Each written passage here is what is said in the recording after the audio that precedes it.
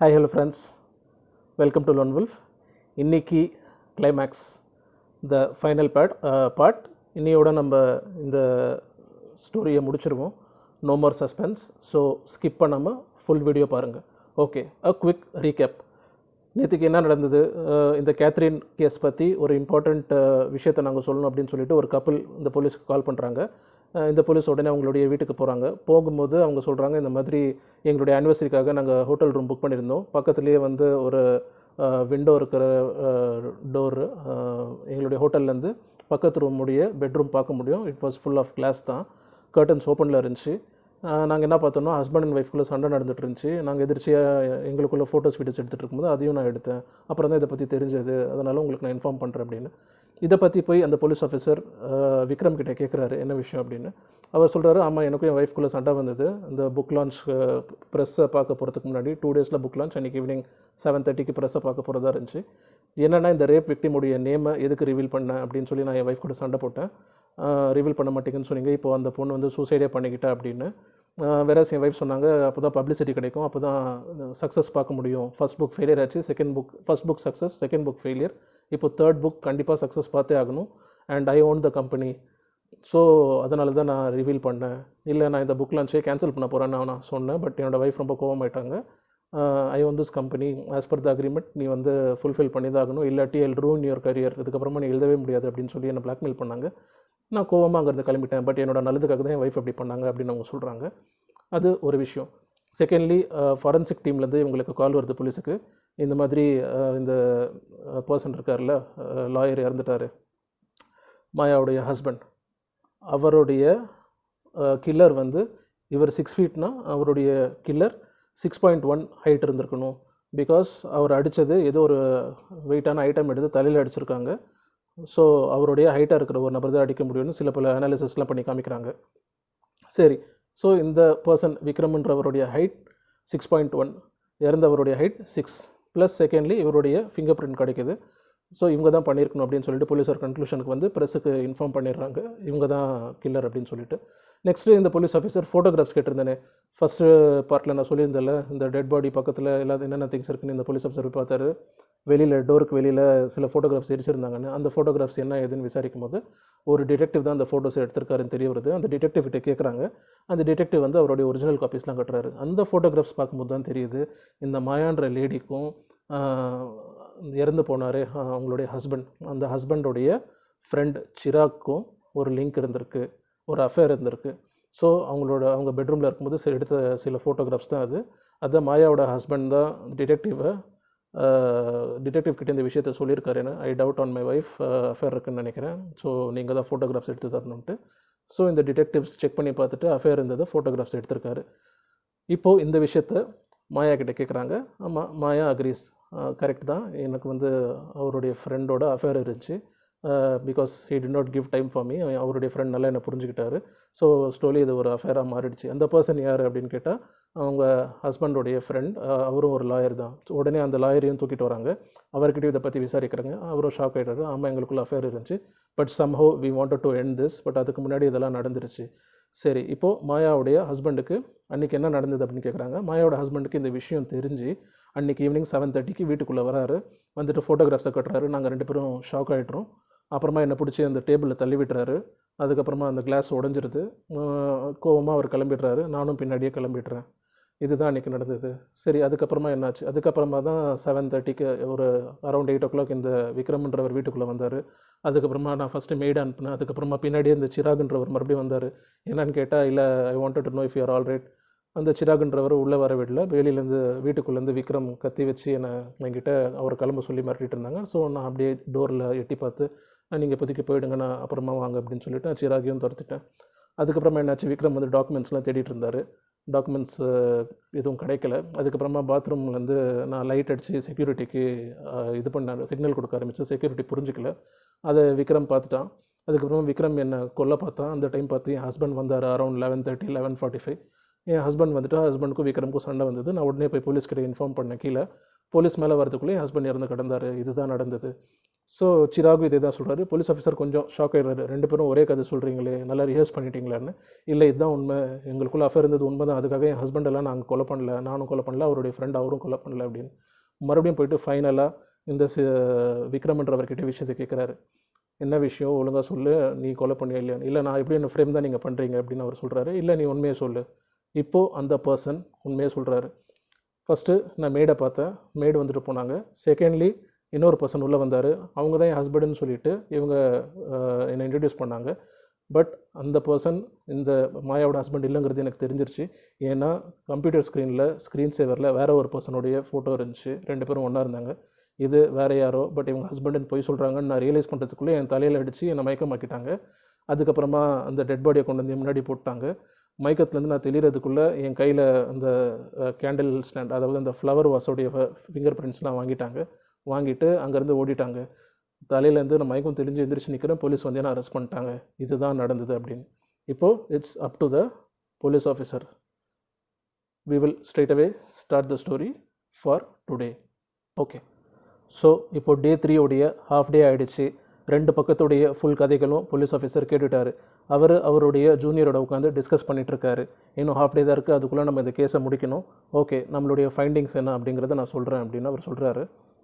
7:30க்கு சொன்ன மாதிரி இந்த மாயாவோட ஹஸ்பண்ட் ஷேகர் வீட்டுக்கு வந்துட்டு இந்த அஃபேர் பற்றின விஷயம்லாம் தெரிஞ்சுட்டு ஒய்ஃபோட சண்டை போட்டுட்டு அந்த சிராகுன்றவரை தள்ளி விட்டார். அந்த டேபிளில் தள்ளி விட்டுட்டு கோவமாக அவர் கிளம்பிட்டார். அதுதான் அவங்க சொல்கிறாங்க. வேறஸ் இந்த பர்சனுடைய ஸ்டோரி, நான் போகும்போதே அவர் இறந்து கடந்தார் அப்படின்னு இந்த விக்ரமுடைய சைடில் அவர் சொல்கிறார். சரி, அன்னைக்கு வெதர் ஃபோர்காஸ்ட் என்ன அப்படின்னு விசாரிக்கிறாங்க. அன்றைக்கி மும்பை ஃபுல்லாக நைட்டு ஒரு 10:30 10:45க்கு மேலே மழை பெய்ய ஆரம்பிச்சிருக்கு. அன்னிலேருந்து இன்னி வரைக்கும் 3 நாள், இன்றைக்கி 3வது நாள் எண்ட் ஆக போகுது, விட்டு மழை பெஞ்சிட்டு தான் இருக்குது. So rainy season. அதுக்கு முன்னாடி மழை இல்லை. ஓகே, இப்போது சிம்பிளாக ஒரே ஒரு கன்க்ளூஷனுக்கு அவர் வராரு. ஒருவேளை இந்த பர்சன் ஷேகருன்றவர் நைட்டு 10:45 இல்லை 11 இல்லை அதுக்கப்புறமா தானே சொல்கிறாங்க 11:30 12 o'clock இந்த மாதிரி டைமில் செகண்ட் டைம் வீட்டுக்கு வந்திருந்தாருன்னா அது அந்த அப்பார்ட்மெண்ட்டில் க்ளோஸ்ட் கார் பார்க்கிங்கில் இல்லை ஓப்பன் பார்க்கிங் தான் பழைய அப்பார்ட்மெண்ட். ஸோ காரை விட்டுட்டு அவர் நடந்து தான் வந்திருக்கணும். அவருடைய ஷூவில் மழையுடைய தண்ணி, மண், சேறு இதெல்லாம் இருக்கும். ஸோ இப்போ போயிட்டு அவருடைய ஷூவில் இந்த சேருக்கான ஸ்டெயின்ஸ்லாம் இருக்கான்னு நம்ம செக் பண்ணலாம். அப்படி இருந்ததுன்னா அவரை கொலை பண்ணது இந்த விக்ரம்ன்ற பர்சன் தான். ஏன்னா விக்ரம் அரவுண்ட் 8 o'clock 8:15க்கு வந்தார். அதுக்கப்புறமா காலையில் வந்து போலீஸ் அவனை பிடிச்சிட்டாங்க. ஸோ இவர் 12 o'clock அரவுண்ட் 12 o'clock வந்துட்டு அப்புறமா தான் அவரை கொலை பண்ணியிருக்கணும். அப்படி அவருடைய ஷூஸில் எந்த விதமான ஸ்டெயின்ஸும் இல்லைன்னா 7:30க்கு அவர் வீட்டுக்கு வந்தவர் ரிட்டர்ன் போகவே இல்லை. ஸோ மாயாவும் அவருடைய ஃப்ரெண்ட் சிராகும் 2 பேரும் சேர்ந்து தான் இவரை அரவுண்ட் 8 o'clock கொலை பண்ணியிருக்கணும். இந்த 2 பாசிபிலிட்டி தானே. சீக்கிரமாக கிளம்பி போய் எவிடன்ஸ் ரூமில் அவருடைய ஷூஸ் செக் பண்ணுறாங்க. இந்த பர்சன் இறந்துட்டார்ல ஷேகர், அந்த ஷூஸில் சேர் இல்லை, தண்ணி இல்லை, மண் இல்லை. So shoes are clean. So they are coming to a conclusion. 7:30க்கு அவர் வீட்டுக்கு வராரு. இந்த சிராகுன்றவங்களும் இந்த ஷேகருடைய ஒய்ஃபும் சேர்ந்து தான் இவரை கொலை பண்ணியிருக்காங்க அரவுண்ட் 8 o'clock. ஸோ அவங்க தான் ஆக்சுவல் கல்ப்ரிட் அப்படின்னு அவர் முடிவு பண்ணிடுறாரு. இமீடியட்டாக இவருடைய ஃபைண்டிங்ஸ் இவருடைய சூப்பர் ஆஃபீஸர் சுப்பீரியருக்கு இன்ஃபார்ம் பண்ணிவிட்டு இந்த 2 பேரையும் கஸ்டடியில் எடுத்துக்கிறாங்க. You are the actual culprit அப்படின்னு. அப்புறமா போய் இந்த பர்சன் விக்ரம் கிட்ட சாரி கேட்குறாரு. கேட்டுட்டு ஆக்சுவல் கல்ப்ரிட் வந்து இந்த 2 பேர் தான், அவங்கள நாங்கள் கஸ்டடியில் எடுத்துட்டோம். அட் த சேம் டைம் உன்னுடைய சைட் ஆஃப் த ஸ்டோரி தான் ட்ரூ. அண்ட் உன்னுடைய ஒய்ஃபோடைய டெட் பாடி நான் இன்றைக்கே உனக்கு கிடைக்கிற மாதிரி நான் பார்க்குறேன். ஸோ தட் என்ன ஃபார்மாலிட்டிஸ் ரிச்சுவல்ஸ் நீ பண்ணணுமோ பண்ணி முடிச்சிரு அப்படின்னு இந்த பர்சனும் போலீஸ் ஆஃபீஸருக்கு தேங்க் பண்ணிவிட்டு அங்கேருந்து கிளம்பிடுறாரு. ஸோ டே 3 கேஸை க்ளோஸ் பண்ணிடுறாங்க. அன்றைக்கி நைட் வீட்டில் உட்காந்து இந்த போலீஸ் ஆஃபீஸர் இந்த விக்ரம் எழுதின நாவலை படிச்சுட்ருக்காரு. படிச்சுட்டு இருக்கும்போது போலீஸ் ஆஃபீஸருடைய wife is a big fan of this writer, இந்த விக்ரம்ன்றவர். அவங்க என்ன சொல்கிறாங்க, இந்த உட்காந்து இந்த ஃபுல் புக்கெலாம் படிச்சுட்ருக்காது, டைம் ஆகும், ஸ்ட்ரைட்டாக கிளைமேக்ஸ் சொல்லிடுறேன். இந்த ஸ்டோரியோட hero he dies of an overdose, drug ஓவர் டோஸ்னால தான் அவர் இறந்துடுறாரு அப்படின்னு. உடனே இவர் சிரிச்சுட்டு ஓகே ஃபுல் புக் நான் படிக்க வேண்டிய அவசியம் இல்லை தேங்க்யூன்னு சொல்லிட்டு சடனாக இவருக்கு ஸ்ட்ரைக் ஆகுது. இந்த பர்சனுடைய ஒய்ஃப் கேத்ரின் ஹார்ட் அட்டாக்னாலே இறந்தாங்கன்னு சொல்லி ஆட்டாப்சி ரிப்போர்ட் சொல்லுது. இமீடியட்டாக லேபுக்கு போகிறாரு. லேபுக்கு போயிட்டு எல்லா பாசிபிலிட்டிஸ் செக் பண்ணிங்களா, ஏதாச்சும் ஓவர் டோஸ் உங்களுக்கு கொடுத்தாங்களான்னு கேட்குறாங்க. ஸோ லேபில் இருக்கிற பர்சன் வந்து எல்லாமே பாசிபிலிட்டிஸ் செக் பண்ணிட்டோம், நார்மலான ஹார்ட் அட்டாக் தான், உங்களுக்கு காம்ப்ளிகேஷன் இருந்திருக்கு, டெய்லி ஒரு டேப்லெட் தான் அவங்க சாப்பிட்ணும், அவங்க டேப்லெட் சாப்பிட்ருக்காங்க அன்றைக்கும், அவங்க இறந்துட்டாங்க அப்படின்னு. அப்போது அந்த கேப்சூலோடைய பாக்ஸ் பார்க்குறாங்க, டேப்லெட்டுடைய பாக்ஸ், அதில் ஒரு கேப்சூல் இருக்குது. பை மிஸ்டேக் அது டேபிளில் போய் விழுந்து ஓப்பன் ஆகிடுது ஒரு கேப்சூல். அதை செக் பண்ணி பார்க்கும்போது தான் உங்களுக்கு தெரியுது, தேவையான கண்டென்ட் விட அந்த கேப்சூலில் 3 மடங்குக்கான மருந்து இருக்குது. ஸோ ஒரு நாளைக்கு ஒரு கேப்சூல் தான் அவங்க சாப்பிட்ணும். ஒன்றுக்கு மேலே அவங்க சாப்பிட்டாலும் அவங்களுடைய ஹார்ட்டுக்கு பாதிப்பு வரலாம், ஹார்ட் அட்டாக் வரலாம். உடனே மிச்ச கேப்சூல்ஸ் எல்லாம் ஓப்பன் பண்ணி பார்க்குறாங்க. எல்லா கேப்சூல்லையும் தேவைக்கு அதிகமான மருந்து இருக்குது. ஸோ அவங்க ஆஸ் யூஷுவல் மாத்திரை போட்டிருக்காங்க, பட் அது ஓவர் டோஸ் ஆகி தான் அவங்க ஹார்ட் அட்டாக்ல இறந்துருக்காங்க. உடனே இந்த போலீஸ் ஆஃபீஸருக்கு பயங்கரமான ஒரு shock. So next 6 to 8 minutes the end of the story. Nail biting experience கண்டிப்பாக இருக்கும் அப்படின்னு நான் நம்புகிறேன். Edge of the seat experience. சரி, straight to the story. So இப்போ இந்த போலீஸ் ஆஃபீஸருக்கு ட்ரக் ஓவர் டோஸ்னால தான் அந்த பொண்ணு இறந்துருக்காங்கன்றது தெரியுது. அவங்களுடைய ஹஸ்பண்ட் தான் கண்டிப்பாக ஓவர் டோஸ் பண்ணியிருக்கணும், அதனால தான் ஹார்ட் அட்டாக் ஆகிருக்கு. வேறஸ் இப்போது இந்த பாடி, கேத்ரினோட பாடி இல்லை. ஏன்னா அவர் ப்ராமிஸ் பண்ண மாதிரியே அந்த ஈவினிங்கே இந்த விக்ரமன்றவருக்கு அவங்களுடைய ஒய்ஃபுடைய பாடி கொடுத்துட்டாங்க. அவரும் ஹிந்து ட்ரெடிஷன்ஸ் படி தான் நான் பண்ண போகிறேன் அப்படின்னு சொல்லிட்டு பாடியை எரிச்சிட்டாரு. பாடி இருந்தால் வச்சு அவங்க கன்சியூம் பண்ண அந்த குவான்டிட்டியை வச்சு ஓவர் டோஸ் தான் பண்ணாங்கன்னு ப்ரூவ் பண்ண முடியும். இப்போது இந்த இன்ஸ்பெக்டர் பயங்கரமாக டென்ஷன் ஆகிடுறாரு. 2 இன்னோசன்ட் பீப்புளை நம்ம வந்து அவங்க தான் கொலை பண்ணியிருக்காங்க அப்படின்னு அவங்கள நம்ம உள்ளே தள்ளிட்டோம், ப்ரெஸ் மீட் வச்சு வேறு உலகத்துக்கே சொல்லிட்டோம். Versus the original culprit is getting அவே அப்படின்னு இமீடியட்டாக அவருடைய ஜூனியருக்கு ஃபோன் பண்ணி எல்லா விஷயத்தையும் சொல்லி, இந்த பர்சன் இன்னும் அடுத்த ½ an hour to 45 minutesக்குள்ள யூகேக்கு கிளம்பிடுவார், ஃப்ளைட் டேக் ஆஃப் ஆகிடும், இந்த டைம் அவர் ஏர்போர்ட்டில் தான் இருக்கணும், சீக்கிரமாக அங்கே இருக்கிற அத்தாரிட்டிஸ்க்கு இந்த விஷயத்தை சொல்லி அவரை ஸ்டாப் பண்ணுங்கள், ஃப்ளைட்டை ஸ்டாப் பண்ணுங்கள், நானும் ஏர்போர்ட்டுக்கு போகிறேன்னு சொல்லிட்டு அந்த டிராஃபிக்கில் வேகமாக வண்டி ஓட்டிகிட்டு போயிட்டுருக்காரு. அப்போது அவருக்கு ஒரு கால் வருது. யாருன்னு பார்த்தீங்கன்னா இந்த விக்ரமன்றவர் தான். கால் பண்ணி கேட்குறாரு, என்ன எல்லா விஷயமும் இந்த டைமுக்கு உனக்கு உண்மை தெரிஞ்சிருக்குமே அப்படின்னு. ஆமாம் தெரிஞ்சிருக்கும், பட் கண்டிப்பாக உன்னை நான் பிடிச்சிருவேன் அப்படின்னு சொல்கிறாரு. நான் யாருன்னு தெரியுமா? UK citizen. ப்ராப்பர் ப்ரூஃப் இல்லாமல் யூகே கவர்மெண்ட் உன்னை வந்து என் மேலே கை கூட வைக்க விடாது. அதுவும் இல்லாமல் அடுத்த 20 minutesல நான் வந்து இங்கேருந்து ஃப்ளைட் டேக் ஆஃப் ஆகிடும், உன்னால் ஒன்றும் பண்ண முடியாது அப்படின்னு அவர் சொல்கிறாரு. கண்டிப்பாக உன்னை நான் வந்து பிடிக்கிறேன் பாரு அப்படின்னு சொல்கிறாரு. சரி, என்ன தான் நடந்தது அப்படின்னு அவரே கேட்குறதுக்கு முன்னாடியே இந்த விக்ரமன்றவர் சொல்லிடுறாரு. நீ சொன்னது எல்லாமே உண்மை தான், பட் ஒரு சின்ன சேஞ்ச். உண்மை என்னன்னு நான் இப்போ சொல்கிறேன் கேட்டுக்கோ அப்படின்னு. அன்றைக்கி என்ன நடந்ததுன்னா, எனக்கும் என் ஒய்ஃப்க்கும் ஆர்குமெண்ட் நடந்தது. பட் ஆர்குமெண்ட் எதுக்காகனா அப்படியே ஆப்போசிட். நான் தான் அந்த பொண்ணுடைய நேமை ரிவீல் பண்ணேன், அந்த விக்டிமுடைய நேமை ப்ரெஸ்கிட்ட ரிவீல் பண்ணேன். எதுக்காக ரிவீல் பண்ணேன் அப்படின்னா, ஸோ தட் என் புக்குக்கு பப்ளிசிட்டி கிடைக்கும், 2 நாளில் லான்ச் அப்போது நல்ல சக்ஸஸ் ஆகும்னு சொல்லிட்டு. சொன்ன மாதிரி ஃபஸ்ட் புக் ஃபெயிலியர் ஆகிடுச்சு, first book success, second book failure, இப்போ தேர்ட் நான் ஹிட் கொடுத்தே ஆகணும். இந்த விஷயம் என் ஒய்ஃப்க்கு கொஞ்சம் கூட பிடிக்கல. அன்றைக்கி தான் தெரிய வந்தது. கரெக்டாக 7:30க்கு நான் ப்ரெஸ்ஸை மீட் பண்ண போகிறதுக்கு முன்னாடி என்கிட்ட வேணும்னே பிரச்சனை பண்ணிகிட்டு இருந்தாங்க. அதுவும் இல்லாமல் இந்த புக் லான்ச் நீ பண்ணக்கூடாது, ப்ரெஸ்ஸுக்கிட்ட போய் உண்மையை சொல்லுன்னு சொல்லிட்டு இருந்தாங்க. என் ஒய்ஃப் யார் என்னுடைய ஃப்யூச்சர் பற்றி டிசைட் பண்ணுறதுக்கு? நான் அதெல்லாம் முடியாதுன்னு சொல்லிட்டேன். முடியாதுன்னு நீ சொன்னேன்னா I own this company, next லீகலாக நான் ஆக்ஷன் எடுப்பேன், உன்னால் எதுவுமே பண்ண முடியாது, மேற்கொண்டு எழுதவே முடியாதபடி நான் பண்ணிடுவேன் அப்படி அப்படின்னு மிரட்டினாங்க. சரி எனக்கு கொஞ்சம் டைம் கொடு அப்படின்னு சொல்லிட்டு நான் நேராக பாத்ரூம் போனேன். அவங்களுடைய டேப்லெட்ஸ் இருந்துச்சாங்க. ஒரு நாளைக்கு ஒரு டேப்லெட் தான் அவங்க சாப்பிட்ணும், அவங்க ஹார்ட் பேஷண்ட்டுன்னு எனக்கு தெரியும். இன்றைக்கி டோஸ் அவங்க இன்னும் எடுக்கலை. ஸோ நான் என்ன பண்ணேன், கேப்சூல்ஸில் எல்லாமே ஓவர் டோஸ் பண்ணிவிட்டு மூடி வச்சிட்டேன். மற்ற கேப்சூல்ஸில் பாத்ரூமில் போட்டு ஃப்ளஷ் பண்ணிவிட்டேன். இருக்கிற கேப்சூல்ஸ் எல்லாமே 3 மடங்கு 4 மடங்கு மருந்து போட்டு நான் மூடி வச்சிட்டேன். கண்டிப்பாக அதை சாப்பிட்ட உடனே அவங்க இறந்துருவாங்கன்னு எனக்கு தெரியும். டைம் 7:30 ஆகிடுச்சு. நான் ஃபஸ்ட்டு ப்ரெஸ் லான்ச்சுக்கு போயிட்டு வரேன், ப்ரெஸ் மீட்டுக்கு போயிட்டு வந்துட்டு அப்புறமா டிஸ்கஸ் பண்ணலான்னு போய் சொல்லிவிட்டு அங்கேருந்து கிளம்பிட்டேன். சொன்ன மாதிரி நான் போயிட்டு ப்ரெஸ்ஸோடைய அந்த மீட்டெல்லாம் முடிச்சுட்டு ரிட்டன் வீட்டுக்கு ரூமுக்கு வந்து பார்த்தா இவங்க இறந்து கிடந்தாங்க. எனக்கு தெரிஞ்சிருச்சு, மாத்திரை சாப்பிட்ருக்கா, ஓவர் டோஸ் ஆகிருக்கு, மேபி ஹார்ட் அட்டாக்ல தான் இறந்துருக்கணும்னு சொல்லிட்டு போலீஸ்க்கு நான் இன்ஃபார்ம் பண்ணேன். போலீஸ் வந்தாங்க. என் ஒய்ஃபோட மொபைல் நான் தான் என் பாக்கெட்டில் வச்சுருந்தேன். அப்போ என் ஒய்ஃப் மொபைலில் ஒரு SMS வந்திருந்தது. யாருன்னு பார்த்தா இந்த மாயாவுடைய husband Shekhar, who is a lawyer. அவரும் என்னோடய ஒய்ஃபும் சேர்ந்து என்னை உள்ளே தள்ளுறதுக்கு நிறைய டாக்குமெண்ட்ஸ் லீகலாக ப்ரிப்பேர் பண்ணி வச்சுருந்தாங்க. இந்த மாதிரி அவங்க பேச்சை நான் கேட்கலன்னா நெக்ஸ்ட் ஸ்டெப் இது தான், இந்த விக்டிமுடைய பேரை நான் தான் ரிவீல் பண்ணேன், அதனால தான் அந்த விக்டிம் சூசைட் பண்ணிக்கிட்டாங்கன்னு.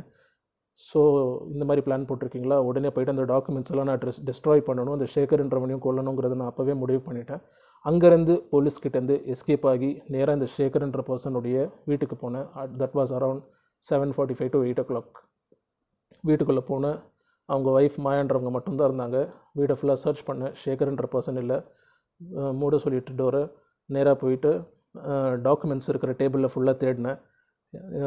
எனக்கு அகெயின்ஸ்டாக அவங்க ரெடி பண்ணி வச்சுருந்த டாக்குமெண்ட் எனக்கு கிடச்சிது. கூடவே இன்னொரு என்வலப் பார்த்தேன். அந்த என்வலப்பில் இந்த மாயான்றவங்களும் வேறு ஒரு பர்சனுடைய க்ளோஸாக இருந்த ஃபோட்டோகிராஃப்ஸ் எனக்கு கிடச்சிது. But at the same time அந்த பர்சன் அவங்களுடைய ஹஸ்பண்ட் இல்லைங்கிறது எனக்கு நல்லா தெரிஞ்சிருச்சு. ஏன்னா அங்கே இருந்த மானிட்டரில் சிஸ்டமில் மாயா அவங்களுடைய ஹஸ்பண்டோடு இருந்தாங்க. ஸோ அந்த ஃபோட்டோகிராஃப்ஸில் இருக்கிற பர்சன் வேறுன்னு எனக்கு புரிஞ்சுது. இமீடியட்டாக மெய்டு வந்தாங்க, அவங்க வெளியில் அனுப்பிச்சிட்டாங்க. சிராகுன்ற பர்சன் வந்தாங்க. நான் மாயா முதுகில் கத்தி வச்சு அந்த பர்சனையும் அனுப்ப சொல்லிவிட்டு யார் அந்த பர்சன்னு கேட்டேன். சிராக் அப்படின்னு அவங்க சொன்னாங்க. இந்த ஃபோட்டோகிராஃபில் இருக்கானே அவனா, உனக்கு அஃபேர் இருக்கான்னு அவங்க கண்டுபிடிச்சிட்டாங்க. நான் ஆமான்னு சொன்னேன். உன் ஹஸ்பண்ட் எங்கன்னு கேட்டாங்க. ஹஸ்பண்ட் 7:30 வந்துட்டு போனார். இந்த விஷயமா மேலே கோபமாக இருந்தார். அவர் தான் ஃபோட்டோகிராஃப்ஸ்லாம் காமிச்சார். அவர் போயிட்டார். மேபி அப்போ எந்த மினிட் வேணாலும் அவர் ரிட்டர்ன் வரலாம் அப்படின்னு அவங்க சொன்னாங்க. அதை வச்சு என் மைண்டில் இமீடியட்டாக நான் சீக்கிரமாக ஒரு கதை ஒன்று ரெடி பண்ணேன். அதுக்கப்புறமா விஸ்கி கேட்டிருந்தேன். விஸ்கி கொண்டு வந்து கொடுத்தாங்க. அதுக்கப்புறமா என்னுடைய பேண்டேஜில் இருந்த அடியெல்லாம் நான் க்ளீன் பண்ணிகிட்டு இருந்தேன். ரெஸ்ட் ரூம் போகணுன்னு சொன்னாங்க. அப்புறமா ரெஸ்ட் ரூம் வந்து அந்த ஃப்ளாஷ் லைட் வச்சு செக்யூரிட்டி கிட்ட அந்த லேடி சிக்னல் காமிச்சாங்க. பட் எனக்கு தெரிஞ்சிருச்சு. இமீடியட்டாக அந்த லேடியை பிடிச்சி நான் கொண்டுடலாம் அப்படின்னு சொல்லிட்டு அவங்க கழுத்தை நெரிக்க போனேன். திஸ் வாஸ் அரவுண்ட் 11 o'clock, 11:30 இருக்கும். மழை பெஞ்சிட்டு இருந்துச்சு. அந்த டைம் பார்த்து இந்த ஷேகர்ன்ற ஒரு வீட்டுக்குள்ளே வந்தார். நான் அவருடைய ஒய்ஃபை கொலை பண்ணுறதை பார்த்துட்டு வந்து எனக்கும் அவருக்கும் சண்டை வந்தது. இந்த லேடி உடனே வீட்டை விட்டு ஓடிட்டாங்க. பக்கத்தில் என்ன கிடைக்குது, இந்த ஃப்ளவர் வாஸ் கிடச்சிது. எடுத்து அந்த ஷேகர்ன்றவருடைய மண்டையிலே அடித்தேன். ஸ்பாட்லேயே அவர் இறந்துட்டார். இமீடியட்டாக அந்த டாக்குமெண்ட்ஸை போட்டு நான் எரிச்சிட்டேன். கூடவே ஒரு ஐடியா தோணுச்சு, ஃபோட்டோகிராஃப்ஸை அரைகுறையாக தான் எரித்தேன். ஸோ தட் போலீஸ்க்கு அந்த ஃபோட்டோகிராஃப் தெரியட்டும். தெரிய வந்தால் சிராகுன்ற பர்சன் பற்றி தெரிய வரும். தெரிய வந்தால் அவங்க மேலே பழி போடுறதுக்கு எனக்கு ஈஸியாக இருக்கும்னு சொல்லிட்டு அப்புறமா இவருடைய ஷூஸ் பார்த்தேன். எல்லாமே இந்த 5 minutes ஒரு யூஸ் இருக்கார். இறந்து போனவருடைய ஷூஸ் பார்த்தேன். ஷூஸில் சேரு இருந்துச்சு. இமீடியட்டாக ஞாபகம் வந்துச்சு. இல்லை 7:30 அவர் வந்துட்டு போனதா, ஒரு வேளை அவர் போனதை யாரும் பார்க்கலன்னா அதை நம்ம யூஸ் பண்ணிக்கலான்ட்டு என்னுடைய ஷூ அவருடைய காலில் மாட்டி விட்டு அவருடைய சேரோடு இருக்கிற ஷூவை நான் போட்டுக்கிட்டேன். ஏன்னா மழை 10:30 10:45 மேலே தான் வந்தது. ஸோ தட் இப்போது போலீஸ்க்கு தெரிஞ்சிடும் இவர் 11 o'clock 11:30 அந்த டைம் தான் உள்ளே வந்திருக்காரு, வந்துட்டு அப்புறம் தான் இறந்துருக்காரு அப்படின்னு. அந்த போலீஸை கன்ஃபியூஸ் பண்ணுறதுக்காக நான் அவருடைய ஷூ தூக்கி நான் என் காலில் மாட்டிட்டேன்னா அவருடைய ஷூ க்ளீனாக இருக்கும். க்ளீனாக இருந்தால் 7:30 வந்தவர் ரிட்டனே போகல. வரும்போதே ஒய்ஃப்க்கு அஃபேர் இருக்கிற விஷயம் தெரிஞ்சிருக்கு. ஒய்ஃபோடைய பாய் ஃப்ரெண்டு இருந்திருக்கு, அந்த இடத்துல சண்டை வந்திருக்கு, அந்த டீபாய் உடஞ்சிருக்கு. இது எல்லாமே நான் வச்சு அவங்க 2 பேர் தான் கொலை பண்ணாங்கன்னு சொல்லிடுவேன்னு எல்லாமே ஐ எம் ரைட்டரில். அதனால் எனக்கு எல்லாமே தோணுச்சு. அதுக்கேற்ற மாதிரி நான் ஷூவை மாற்றி போட்டுட்டேன்னு. Okay, this is for the audience. இப்போ புரியுதா? ஃபஸ்ட் பார்ட்டில் அவர் ஜெயிலில் உட்காந்துருந்தப்போ எதுக்கு அந்த விக்ரமன்றவர் அவருடைய காலையே அமுக்கிட்டு இருந்தாருன்னு. ஸோ தட் போலீஸ் வந்து பார்த்தாரு. பார்த்த உடனே அவர் கேட்டார், நீ தேவையில்லாமல் ஓடினதால் தான் உன் காலெலாம் வீங்கியிருக்கு, நெக்ஸ்ட் டைம் போலீஸ் வந்து உன்னை சேஸ் பண்ணுற மாதிரி வச்சுக்காது அப்படின்னு சொன்னாருன்னு நான் சொன்னல. அது இதுக்காக தான். அவர் ஓடினதுனால அவருடைய கால் வீங்கலை. அவர் இறந்து போன அந்த பர்சனுடைய ஷூவை மாட்டியிருக்காரு. அந்த பர்சனுடைய கால் ஷூ சைஸ் இவருடைய ஒரு சைஸ் கம்மி. ஸோ அது டைட்டாக இருந்திருக்கு. டைட்டாக இருந்ததில் தான் இவருடைய பாதத்தில் அந்த ஸ்வெல்லிங் வந்திருக்கு. ப்ளஸ் அந்த ஷூவே மாட்டிட்டு நைட்டு ஃபுல்லாக உட்காந்துருக்காரு. Okay, so no back to the story. அதுக்கப்புறமா என்ன நடந்ததுன்னா உனக்கே தெரியுமே. தேவையில்லாமல் 2 இன்னோசன்ட் பீப்புளை நீ ஜெயிலில் போட்டேன்னு இந்த விஷயத்தை அவர் கேட்டுக்கிட்டே ஓடி வராரு. போலீஸ் ஆஃபீஸர் கரெக்டாக ரன்வேக்கு பக்கத்தில் இருக்கிற இந்த ஜெட் ஏர்வேஸோடைய ஆஃபீஸில் மும்பை போலீஸ் ஸ்டாப் பண்ண சொல்லியிருந்தேன் ஃப்ளைட், என்னாச்சு அப்படின்னு. இல்லை sir, it's too late no, stop பண்ண முடியாது, அங்கே பாருங்கள் அப்படின்னு சொல்கிறாங்க.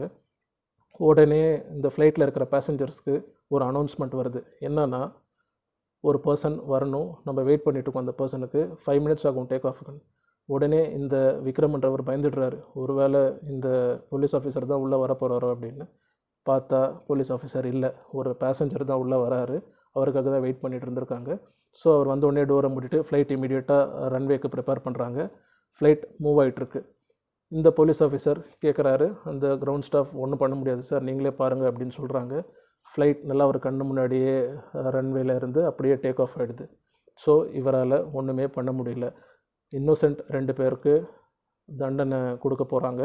ப்ரெஸ்ஸையும் கூப்பிட்டு இவங்க தான் கொலை பண்ணாங்கன்றதையும் இன்ஃபார்ம் பண்ணிட்டாங்க. அட் த சேம் டைம் கண்ணுக்கு முன்னாடியே கல்பிரிட்டும் எஸ்கேப் ஆகிட்டார். UK citizen. It's too late now, nothing can be done. So இப்போது இந்த ரைட்டருடைய மைண்ட் வாய்ஸ், சிலர் உண்மையை சொல்லுவாங்க, சிலர் பொய்யை சொல்லுவாங்க. நான் கோஇன்சிடென்ஸ், எதர்ச்சியாக நடந்த விஷயங்களை வச்சு கதையை உருவாக்கினேன். அது எனக்கு சாதகமாக நான் பயன்படுத்திக்கிட்டேன். So coincidence is the key to success. This is my best story ever அப்படின்னு அவரே சொல்லிக்கிறாரு. ஸோ ஸ்டோரி த எண்ட், இதோட முடிஞ்சிருச்சு. I hope this was interesting and apologise for the lengthy video. மறுபடியும் ஒரு இன்ட்ரெஸ்டிங் கண்டென்ட்டில் உங்களை நான் மீட் பண்ணுறேன். Please like, share and subscribe. Okay, bye, take care.